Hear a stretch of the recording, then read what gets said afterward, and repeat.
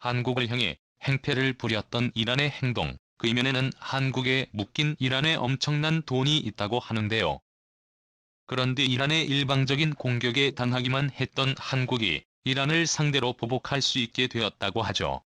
바로 이란의 약점인 동결 자금을 한국이 독점적으로 관리할 수 있게 되었기 때문이죠. 한국의 허락 없이는 이란은 어떤 돈도 사용할 수 없게 되었다고 합니다. 이 소식에 이란은 한국을 향해 무릎 꿇으며 살려달라고 빌었다고 하죠. 대체 한국의 중심으로 무슨 일이 벌어졌는지 지금부터 자세하게 설명해 드리겠습니다. 미국과 이야기하겠다. 이란 외무장관인 후세인 나미를 압둘라이언은 수도 테헤란에서 미국과 직접적으로 이야기하겠다고 나서며 그동안 답답했던 이란과 미국 두 국가 사이의 합의가 본격적으로 이루어질 수 있게 되었죠. 이란과 미국이 틀어지게 된 결정적인 계기는 바로 핵 합의와 관련된 부분입니다. 2018년 핵 합의를 미국이 일방적으로 파기한 것에 분노한 이란이 더 이상 미국과 대화하지 않겠다고 거부하면서 두 국가는 냉랭한 사이를 유지했죠. 이란은 과거 이란 제국 시절부터 미국과 좋지 않은 사이를 유지했습니다. 미국은 이란을 제압하기 위해 이란 주변 국가를 포섭 군사기지를 세우며 이란을 압박하기에 이르는데요. 미국의 강력한 군사력을 이란인들과 항일한 쉬운 일이 아니었습니다. 석유 개발로 상당한 부를 축적했지만 미국의 무게를 뛰어넘을 정도로 강력한 군사력을 유지하진 못했기에 이란에서는 강력한 무기를 원했죠. 자연스럽게 이란이 관심을 보인 것은 핵무기였습니다.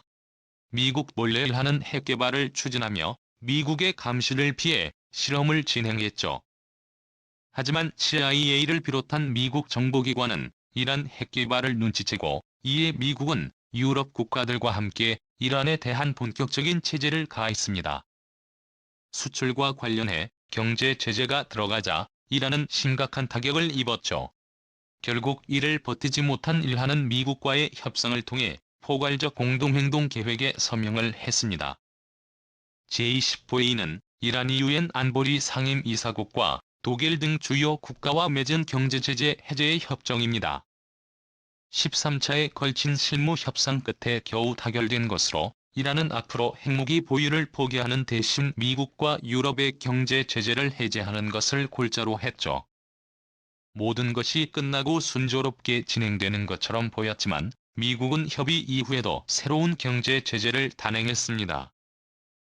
제재는 핵 개발 관련한 제재의 해제와는 별개로 탄도미사일 개발과 테러 지원에 대한 제재라는 설명을 내세웠죠. 이런 입장에서는 분노할 수밖에 없었습니다. 핵을 내려놓기로 약속한 협의를 미국이 바로 무너뜨린 것이나 다름없었기 때문인데요. 이후 일하는 미국과는 더 이상 대화하는 게 의미가 없다고 판단 강력한 반미 국가로 남았죠. 대화할 일이 있어도 유럽 국가를 통해 간접적으로 의사를 전달하는 모습을 보였습니다. 당연히 미국도 이런 일환을 곱게 위해줄 필요가 없었죠. 미국은 제재를 계속해서 가했는데요. 당시 대통령인 트럼프는 이란을 굴복시키기 위해 갖은 방법을 동원했습니다. 이란이 호락호락하게 굴복하지 않자 트럼프는 최후의 수단을 썼는데요. 바로 이란의 국영은행과 국부펀드를 제재하는 최고 수위의 제재를 한 것입니다. 이란의 자금은 미국의 허락 없이는 이전할 수 없게 된 것입니다. 이런 입장에서는 매우 당황할 수밖에 없었죠. 바로 이 지점에서 한국이 등장하게 되는데요. 이란은 그동안 한국은행을 이용해 거래를 진행했습니다. 미국의 제재를 피하기 위한 꼼수라고 할 수 있었죠. 그런데 트럼프가 강력한 제재를 가하면서 한국에 묻거든 이란의 엄청난 돈이 한국에 고스란히 남게 된 것입니다.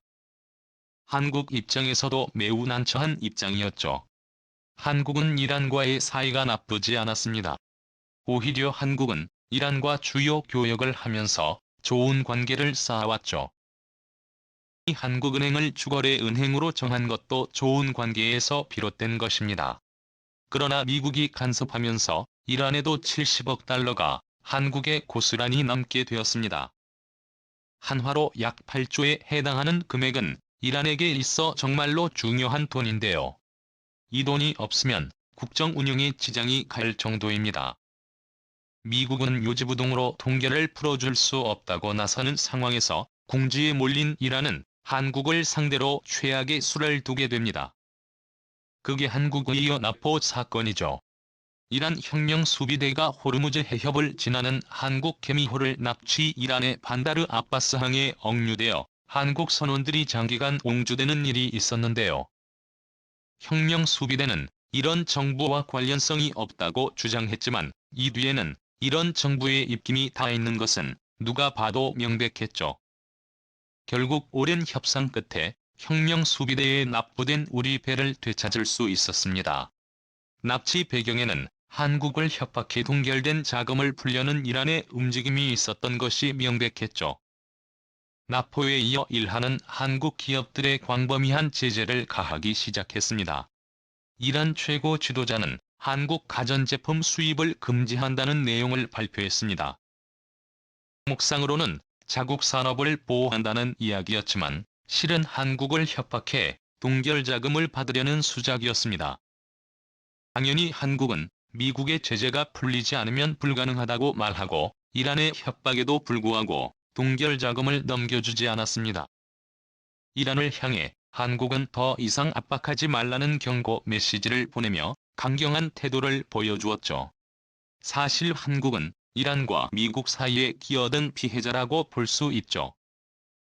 이들 사이에 끼어 한국 국민들만 피해를 본 것이라 한국 정부 입장에서도 분노할 수밖에 없었는데요.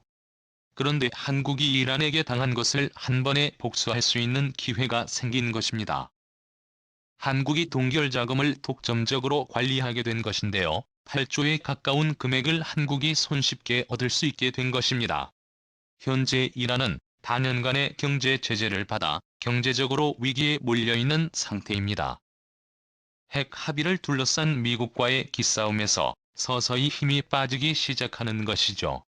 그렇게 동결 자금이 더 절실하게 필요한 상황입니다.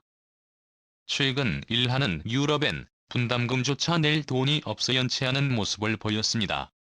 결국 한국에 묶여있는 동결 자금으로 분담금을 납부할 정도였는데요.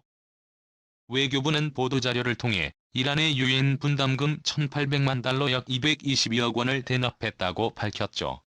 이번 대납은 이란이 한국 정부에게 사정한 끝에 가능했다고 합니다. 미국은 어떠한 일이 있어도 동결된 자금을 풀어줄 수 없다고 밝혔지만 이번은 예외로 두겠다고 밝힌 것인데요. 여기서 미국이 자금 동결 문제를 해결할 실마리를 발견했다고 합니다.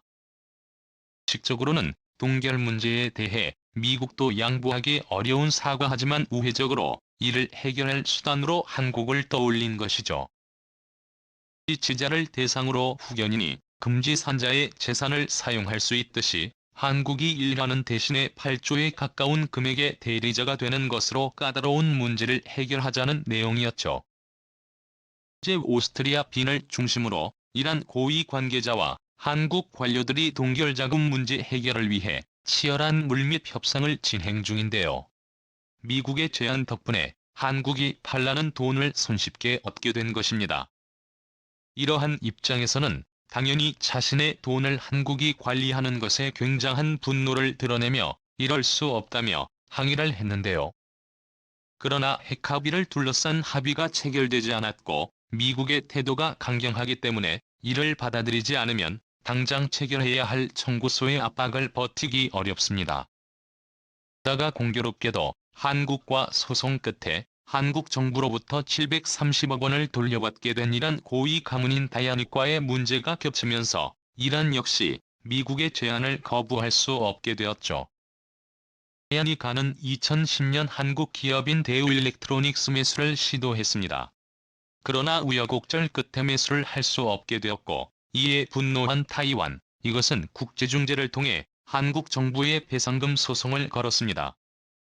한국 정부의 개입으로 인수합병의 실패로 돌아갔고 이에 대해 한국 정부는 책임을 져야 한다는 주장이었죠. 국제 분쟁을 판결하는 재판소는 이 주장을 받아들여 이란의 손을 들어줬습니다. 한국은 다이아니가에게 730억 원의 비용을 지불해야 했는데요. 그런데 미국 정부의 제재가 들어가면서 한국은 이란에게 어떠한 금액도 지불할 수 없게 되었습니다. 재판 결과로 지불하는 배상금도 이란에게 유익이 되는 행위라 판데다 미국은 이조차도 이란에게 갈 수 없다고 한 것이죠. 그런데 만약 미국의 제안을 받아들여 한국이 8조 원을 관리한다면 당연히 이것은 한국으로부터 7만 30억 원을 받을 수 있게 됩니다. 이란과의 거래가 전부 동결된 이 시점에서 이러한 논의 관련은 대리자인 한국이 다이가에게 돈을 지불하는 것은 그 어떠한 하자도 없기 때문이죠. 태연이 가는 돈을 받기 위해서라도 이런 정부에 압박을 끼치기 시작했습니다. 태연이 가는 이란의 오래된 명문가로 아무리 이란 정부라고 해도 다이아니가의 존재를 무시할 수 없는데요. 내부의 압력과 외부의 협박에 꼼짝없이 이란은 고개를 숙일 수밖에 없게 된 것입니다. 하루강아지 법 무서운 줄 모른다고 한국에게 겁없이 행패를 부렸다가 8조라는 돈을 한국에게 자발적으로 바쳐야 하는 신세가 된 것입니다. 분을 사귀지 못했다고 하죠. 이란은 결국 한국에게 고개를 숙이며 제발 자신들을 살려달라고 빌었습니다. 미국 역시 한국의 권리라면 이란의 제한적인 돈 사용을 허락해줄기에 한국은 거리낄 것이 없는 형국입니다. 그동안의 수모를 갚게 된 한국의 행보에 박수를 보내며 앞으로 한국이 이란에게 당한 것을 철저히 갚기를 기원하겠습니다. 시청해주셔서 감사합니다.